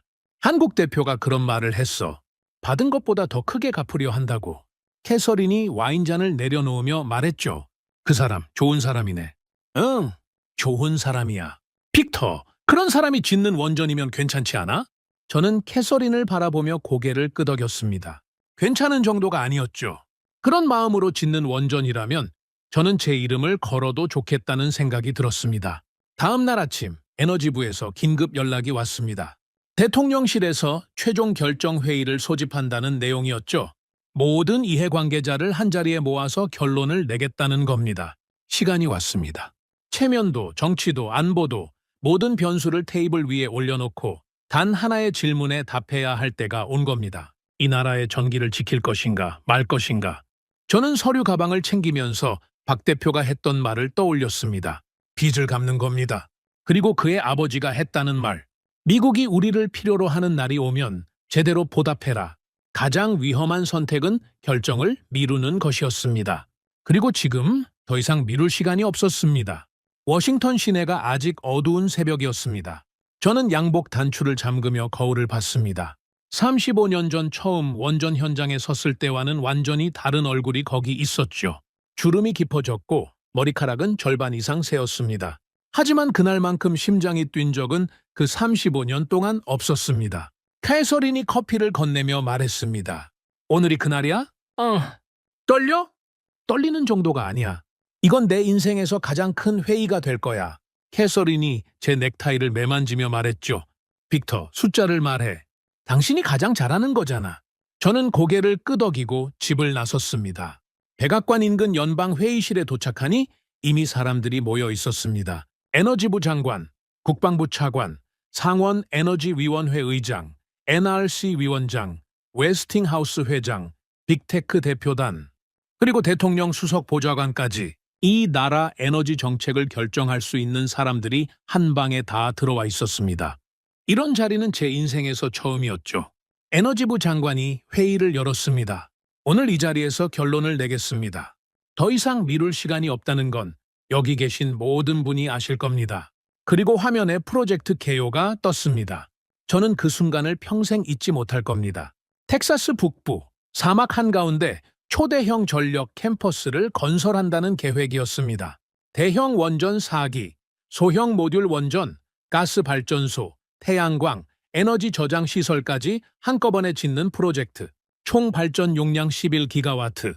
미국 가정 약 1,000만 가구의 전력을 공급할 수 있는 규모였죠. 그리고 화면 하단에 숫자가 떴습니다. 총 사업비 약 5천억 달러. 한국 돈으로 환산하면 약 700조 원이었습니다. 회의실에서 누군가가 숨을 들이켰습니다. 700조 원이라는 숫자의 무게를 체감한 거겠죠. 단일 에너지 프로젝트로는 미국 역사상 최대 규모였습니다. 아니, 인류 역사상 최대 규모라고 해도 과언이 아니었죠. 에너지부 장관이 이어서 말했습니다. 이 프로젝트의 핵심은 대형 원전 4기입니다. 이 4기가 제때 완공되지 않으면 전체 캠퍼스의 기저전력이 확보되지 않고 프로젝트 자체가 무너집니다. 문제는 누가 이 원전을 짓느냐는 겁니다. 화면이 전환됐습니다. 후보국 비교 분석이었죠. 중국, 러시아, 프랑스, 일본, 한국 각 나라의 원전 건설 역량이 항목별로 정리되어 있었습니다. 안보, 공기 준수율, 예산 준수율, 공급망 현황, 실적. 중국은 안보 항목에서 빨간색이었습니다. 러시아는 두말할 것도 없었죠. 프랑스는 공기 준수율에서 빨간색, 올킬루오토 3호기의 17년 지연이 거기 적혀 있었습니다. 일본은 공급망 현황에서 빨간색, 후쿠시마 이후 산업 생태계가 위축된 상태였죠. 한국만 모든 항목이 초록색이었습니다. 맥코이 의원이 화면을 뚫어지게 쳐다보다가 입을 열었습니다. 결국 한국밖에 없다는 소리입니까? 장관이 대답했죠. 정확히 말하면 한국이 최선이라는 게 아닙니다. 한국이 유일하다는 겁니다. 그 말이 회의실을 눌렀습니다. 최선과 유일은 완전히 다른 무게를 가진 단어거든요. 최선은 다른 선택지가 있다는 뜻이지만 유일은 이것 아니면 없다는 뜻이니까요. NRC 위원장이 발언했습니다. 허가 절차에 대해 말씀드리겠습니다. 한국 원전 기술에 대한 기술 검토는 상당 부분 진행되어 있습니다. 다만 외국 기업의 본토 시공 참여에 대한 규제 프레임워크는 새로 만들어야 합니다. 시간이 얼마나 걸립니까? 위원장이 뜸을 들였습니다. 모두가 그를 쳐다봤죠. 특별 절차를 적용하면 1년 반입니다. 이전에 앨런이 저한테 말했던 빨라야 2년, 느리면 5년에서 1년 반으로 줄어든 겁니다. 정치적 압력이 관료의 시계를 빠르게 돌린 거였죠. 그 다음이 가장 뜨거운 순간이었습니다. 웨스팅하우스 회장 필립 앤더슨이 발언했거든요. 저는 웨스팅하우스를 대표해서 한 가지 분명히 해두겠습니다. 회의실이 긴장했습니다. 웨스팅하우스가 반대하면 프로젝트 전체가 꼬일 수 있었으니까요. 설계 주도권 문제가 해결되지 않았다는 걸 저도 알고 있었습니다. 웨스팅하우스는 이 프로젝트에서 설계와 기술 감리를 맡겠습니다. 시공은 한국과 협력하는 구조를 수용합니다. 맥코이 의원이 놀란 표정으로 물었죠. 앤더슨 회장, 그게 웨스팅하우스의 공식 입장입니까? 그렇습니다, 의원님. 왜입니까? 자존심이 허락합니까? 필립 앤더슨이 안경을 벗으며 말했습니다. 의원님, 자존심으로 원전을 지을 수 있으면 저도 그러고 싶습니다. 하지만 현실을 말씀드리겠습니다. 우리에게는 세계 최고의 설계 기술이 있지만 그걸 제때 현실로 만들 수 있는 시공 역량이 지금은 없습니다. 한국에는 있습니다. 이건 패배가 아니라 분업입니다. 저는 그 말을 들으면서 데이비드 크레인의 전화 통화가 떠올랐습니다. 생존하면서 자존심까지 잃으면 안 되지 않겠나? 필립 앤더슨은 그 답을 찾은 거였죠. 설계는 미국이, 시공은 한국이. 각자가 가장 잘하는 것을 맡는 구조. 패배가 아니라 분업. 그 한마디가 회의실의 마지막 저항을 무너뜨렸습니다. 에너지부 장관이 자리에서 일어났습니다. 그러면 투표로 넘어가겠습니다. 텍사스 전력 캠퍼스 프로젝트의 원전 부문, 핵심 시공 파트너로 한국을 선정하는 안에 대해 찬성하시는 분은 손을 들어주십시오. 저는 심장이 멈추는 것 같았습니다. 35년간 미국 원전을 지켜온 사람으로서 이 순간이 오리라고는 상상도 못했거든요. 미국이 외국의 도움을 공식적으로 요청하는 순간, 원전 종주국이 더 이상 혼자서는 안 된다고 인정하는 순간, 손이 하나씩 올라갔습니다. 에너지부 장관, 국방부 차관, 빅테크 대표단, NRC 위원장, 웨스팅하우스 회장, 그리고 마지막으로 맥코이 의원이 천천히 손을 들었습니다. 그 텍사스 출신 강경파가요. 손을 드는 맥코이의 표정은 복잡했습니다. 하지만 들었습니다. 만장일치였습니다. 장관이 선언했습니다. 텍사스 전력 캠퍼스 프로젝트 원전 부문 핵심 파트너로 한국을 선정합니다. 회의실에 박수는 없었습니다. 환호도 없었죠. 대신 무겁고도 단단한 침묵이 흘렀습니다. 모두가 이 결정의 무게를 느끼고 있었으니까요. 이건 계약이 아니었습니다. 미국이라는 나라가 자기 한계를 인정하고 살아남기 위해 손을 내민 순간이었습니다. 회의가 끝나고 복도로 나왔을 때 저는 벽에 등을 기대고 한참 동안 서 있었습니다. 다리에 힘이 풀렸거든요. 긴장이 한꺼번에 풀린 거였죠. 그때 마이크 세비지가 다가왔습니다. 빅터, 괜찮아? 괜찮아. 다리가 좀 풀려서. 마이크가 제 옆에 나란히 서며 말했습니다. 야, 우리가 해냈어. 해내긴 뭘 해냈어. 이제 시작이야. 그래도 결정이 났잖아. 이게 얼마나 큰 건지 알아? 알지. 마이크가 창밖을 보며 말했습니다. 빅터, 나 아까 맥코이가 손 들었을 때 좀 울컥했어. 너도? 그래. 그 고집불통이 손을 들었다는 건 진짜로 답이 없다는 걸 인정한 거잖아. 그게 좀 슬프면서도 동시에 안도가 되더라고. 저도 같은 감정이었습니다. 슬프면서도 안도, 굴욕 같으면서도 해방. 이 복잡한 감정들이 뒤엉켜 있었죠. 그날 저녁 한국 측 수석 대표와 비공식 만찬이 있었습니다. 형식적인 자리가 아니라 정말로 밥을 먹으면서 이야기하는 자리였죠. 저와 마이크, 그레이엄, 그리고 박 대표와 한국 측 엔지니어 2명이 함께 앉았습니다. 박 대표가 와인잔을 들며 말했습니다. 녹스 씨, 오늘 결정이 쉽지 않으셨을 겁니다. 쉽지 않았죠. 솔직히 말하면 제 자존심의 절반이 무너진 기분이었습니다. 이해합니다. 하지만 나머지 절반은 안도입니다. 드디어 앞으로 갈 수 있다는 박 대표가 고개를 끄덕이더니 조용히 말했습니다. 녹스 씨, 한 가지 약속드리겠습니다. 뭡니까? 우리는 이 프로젝트를 한국의 자랑으로만 만들지 않겠습니다. 미국의 자랑으로도 만들겠습니다. 이게 끝났을 때 미국 사람들이 한국이 지어줬다가 아니라 우리가 함께 지었다고 말할 수 있게 하겠습니다. 그레이엄이 와인잔을 내려놓으며 말했죠. 박 대표, 아까 회의에서도 느꼈지만 당신네 팀은 참 특이해. 이긴 쪽인데 이긴 티를 안 내. 박 대표가 웃으며 대답했습니다. 이긴 게 아닙니다, 톰슨 씨. 함께 시작한 겁니다. 이기고 지는 건 완공된 후에 판단해도 늦지 않죠. 마이크가 고기를 씹다 말고 끼어들었습니다. 아니 근데 박 대표, 솔직히 물어볼게. 한국에서 이 소식 들으면 사람들이 어떤 반응일 것 같아? 박 대표가 잠시 생각하더니 말했습니다. 아마 많이 자랑스러워할 겁니다. 미국한테 원전 기술을 배운 나라가 이제 미국의 원전을 함께 짓게 됐으니까요. 그거 국뽕 아니야? 박 대표가 크게 웃었습니다. 국뽕이라고요? 글쎄요. 저는 그걸 자부심이라고 부르고 싶습니다. 50년 동안 한 번도 멈추지 않고 원전을 지어온 사람들의 자부심이요. 저는 그 말을 들으며 와인을 한 모금 마셨습니다. 써야 할 맛인데 달게 느껴졌죠. 만찬이 끝나고 호텔로 돌아가는 차 안에서 저는 창밖을 봤습니다. 워싱턴의 야경이 흘러가고 있었습니다. 며칠 전 사무실에서 봤던 그 불빛들이요. 그때는 저 불빛이 꺼질 수도 있다는 생각에 두려웠습니다. 오늘은 달랐습니다. 저 불빛들이 계속 켜져 있을 수 있겠다는 생각이 들었습니다. 아직 확신은 아니었지만 적어도 가능성이 생긴 거였죠. 집에 도착하니 캐서린이 거실에서 기다리고 있었습니다. 어떻게 됐어? 됐어. 한국이? 만장일치였어. 캐서린이 저를 안아주었습니다. 아무 말 없이요. 그 침묵이 어떤 축하 인사보다 따뜻했습니다. 그날 밤 침대에 누워서 천장을 보며 생각했습니다. 텍사스 사막 한가운데에 원전이 서는 장면을 한국 엔지니어들과 미국 노동자들이 나란히 서서 콘크리트를 타설하는 장면을 완공된 원전에서 전기가 쏟아져 나오는 장면을 시계가 다시 움직이기 시작했습니다. 미국의 시계가요. 46년 동안 멈춰 있던 그 시계가 한국이라는 태엽을 만나 다시 돌기 시작한 겁니다. 하지만 저는 알고 있었습니다.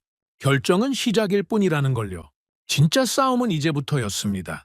700조 원짜리 프로젝트를 현실로 만드는 것, 정치적 반발을 견디는 것, 규제의 벽을 넘는 것, 그리고 무엇보다 제때 완공하는 것. 한국은 그걸 해낼 수 있을까? 아니, 우리는 함께 그걸 해낼 수 있을까? 박 대표의 말이 다시 떠올랐습니다. 이기고 지는 건 완공된 후에 판단해도 늦지 않습니다. 맞는 말이었습니다. 아직 아무것도 끝나지 않았습니다.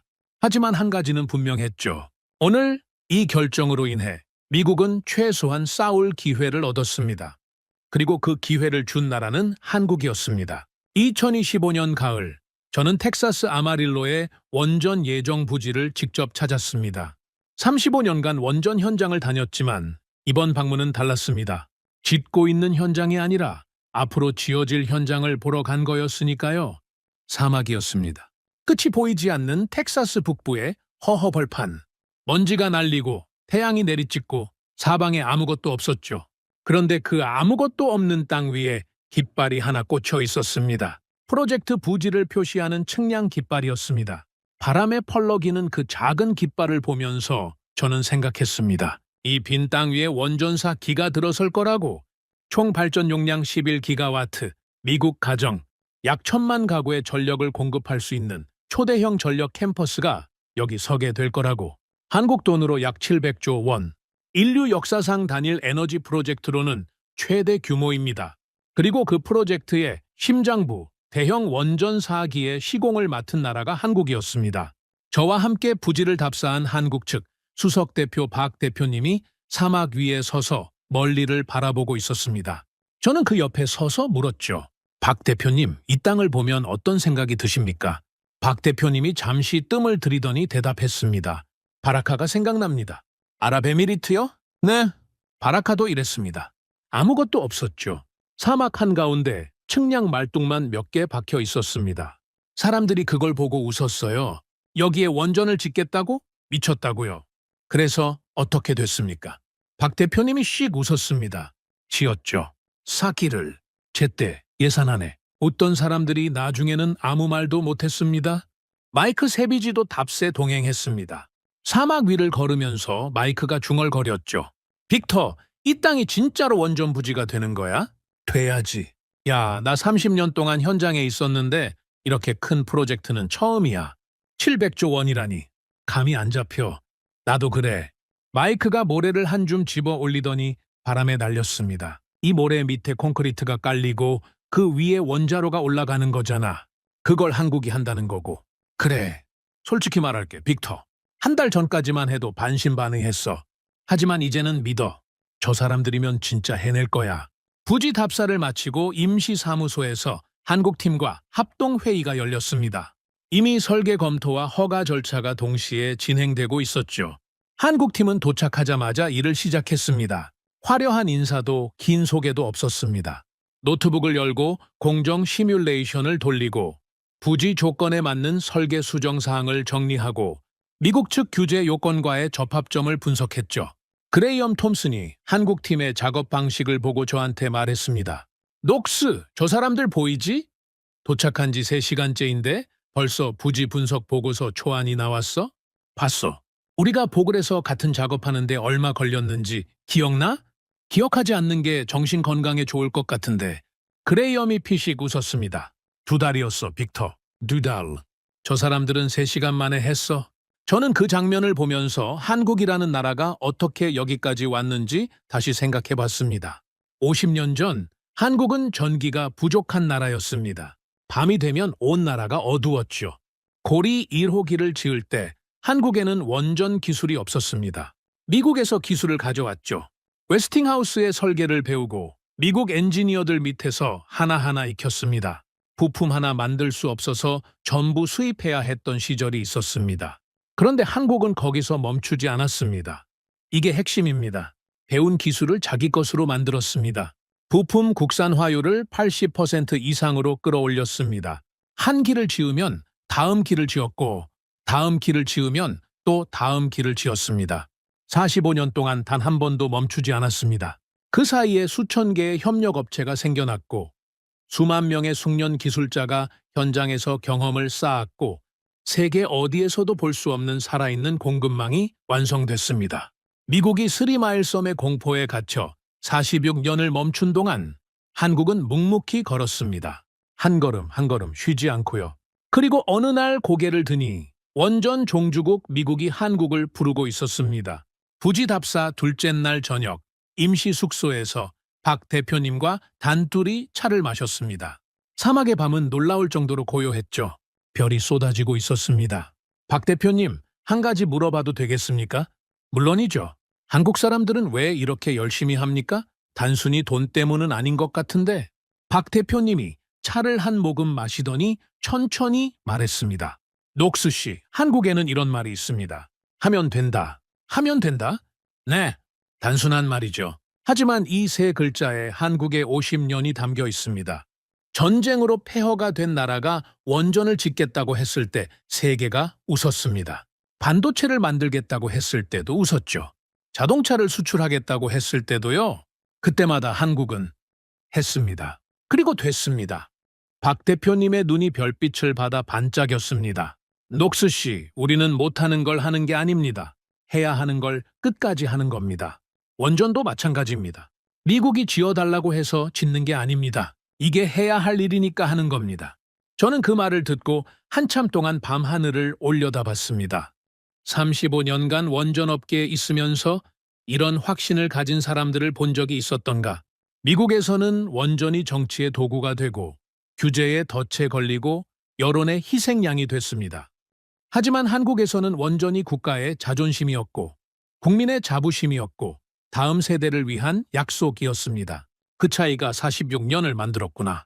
저는 그때 비로소 완전히 이해했습니다. 한국에서 온 젊은 엔지니어 김 엔지니어가 밤늦게까지 부지 측량 데이터를 정리하고 있었습니다. 제가 다가가서 물었죠. 김 엔지니어, 이 늦은 시간까지 안 자고 뭐 하는 겁니까? 내일 아침 회의 전에 지질 분석 결과를 정리해놔야 해서요. 내일까지인데 왜 오늘 밤에? 김 엔지니어가 그제야 고개를 들고 저를 보며 말했습니다. 녹스 씨, 저희 현장에는 이런 말이 있어요. 오늘 할 수 있는 걸 내일로 미루면 내일은 이틀치를 해야 한다. 그러면 현장이 밀리거든요. 바라카에서도 그랬습니까? 네. 사막에서 사키 지으면서 하루도 안 쉬었습니다. 명절에도 현장은 돌아갔어요. 김 엔지니어가 잠시 말을 멈추더니 이런 이야기를 했습니다. 녹스 씨, 제 할아버지가 한국전쟁 때 부산에서 미군한테 초콜릿을 받았대요. 초콜릿이요? 네. 배가 고파서 죽을 것 같았는데 미군 병사가 초콜릿 하나를 줬대요. 할아버지가 돌아가실 때까지 그 이야기를 하셨어요. 그 초콜릿이 얼마나 달았는지. 김 엔지니어가 사막 하늘의 별을 올려다보며 말했습니다. 저는 지금 그 초콜릿 값을 갚고 있는 겁니다. 원전으로요. 저는 아무 말도 할 수 없었습니다. 목이 메었거든요. 이 젊은 친구는 할아버지의 초콜릿 하나를 기억하면서 텍사스 사막까지 와서 원전 부지를 측량하고 있었습니다. 박 대표님도 그랬고 이 젊은 엔지니어도 그랬습니다. 세대를 넘어서 이어지는 이 마음이 뭔지 저는 그때 처음으로 온전히 이해했습니다. 임시사무소로 돌아오는 길에 마이크한테 전화가 왔습니다. 빅터, 오늘 하루 어땠어? 마이크, 나 오늘 확실히 깨달은 게 하나 있어. 뭔데? 한국의 진짜 힘은 기술이 아니야. 그러면 뭔데? 멈추지 않는 거야. 포기하지 않는 거야. 한 세대가 시작한 일을 다음 세대가 이어받아서 끝까지 가는 거야. 할아버지가 고리 1호기에서 시작한 일을 아버지가 이어받고 아버지가 바라카에서 증명한 걸 아들이 텍사스에서 완성하려는 거야. 마이크가 잠시 침묵했습니다. 야, 빅터. 그거 좀 소름 돋는다. 나도 소름 돋았어. 근데 있잖아, 빅터. 나도 한 가지 느낀 게 있어. 뭔데? 한국 사람들이 우리 현장에 와서 일하는 거 보니까 우리가 잃어버린 게 뭔지 보이더라. 현장에 대한 애정이야. 우리는 언제부터인가 원전을 서류로만 다루기 시작했거든. 그런데 한국 사람들은 현장에서 먹고, 현장에서 자고, 현장에서 문제를 풀어. 원전이 그냥 일이 아니라 인생인 거야. 마이크의 목소리가 가라앉았습니다. 그게 부럽더라, 빅터. 솔직히. 전화를 끊고 저는 숙소 창밖을 봤습니다. 텍사스 사막의 밤하늘 아래 측량 깃발이 바람에 펄럭이고 있었습니다. 저 깃발이 서 있는 자리에 언젠가 원전이 우뚝 설 겁니다. 그 원전에서 전기가 쏟아져 나올 겁니다. 그 전기로 미국의 데이터 센터가 돌아가고 인공지능이 작동하고 이 나라가 살아남을 겁니다.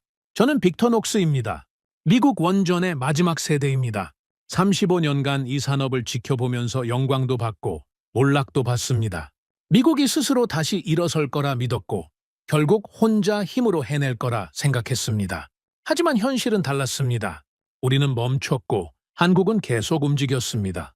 한국이 우리를 구하러 온 게 아닙니다. 우리가 멈춰 있는 동안 그들은 준비를 멈추지 않았을 뿐입니다. 50년 전에 미국에서 받은 기술을 갈고 닦아서 세계 최고로 키워서 50년 뒤에 그 미국 앞에 당당히 선 겁니다. 배운 것보다 더 크게 돌려주겠다던 약속을 이 사람들은 진짜로 지키고 있었습니다. 언젠가 이 텍사스 사막 위에 원전이 완공되는 날, 저는 다시 이 자리에 서고 싶습니다. 그때 이 허허벌판 위에 우뚝 선 원전사 길을 올려다보면서 저는 이렇게 말할 겁니다. 멈추지 않은 나라가 결국 남았다고. 그리고 그 나라는 한국이었다고. 정의는 다시 흐르기 시작할 겁니다.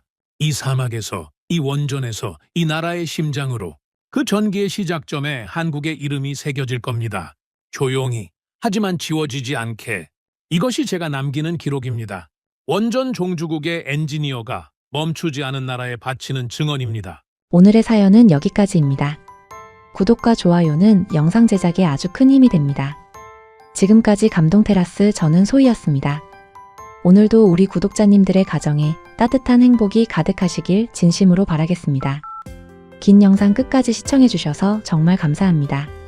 내일 더 좋은 이야기로 찾아뵙겠습니다. 감사합니다.